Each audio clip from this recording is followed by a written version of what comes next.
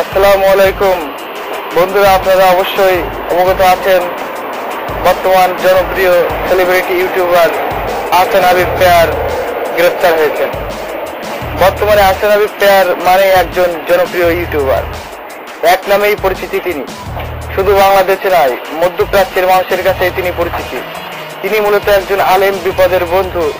ইউটিউবে তিনি গুরুত্বপূর্ণ ভিডিও পোস্ট করেন, এমনকি নিজেকে ফ্রিল্যান্সিং সাংবাদিক হিসেবে উপস্থাপন করেন। ইসলামী সঙ্গীত প্রচার করে থাকেন। নিজেকে একজন আলেম হিসেবে পরিচিতি দেন। অবশ্য যমুনা টিভির অনুসন্ধানে ধরা পড়ল তার কুকীর্তি। শতাধিক পণ্য ভিডিও উদ্ধার, সামাজিক যোগাযোগ মাধ্যমে ব্ল্যাকমেল করতে থাকে, জিন ভূত তাড়ানোর নামে গড়ে তোলে যৌন সম্পর্ক, পর্নোগ্রাফি, প্রতারণা সহ দায়ের করা হয়েছে 3টি মামলা।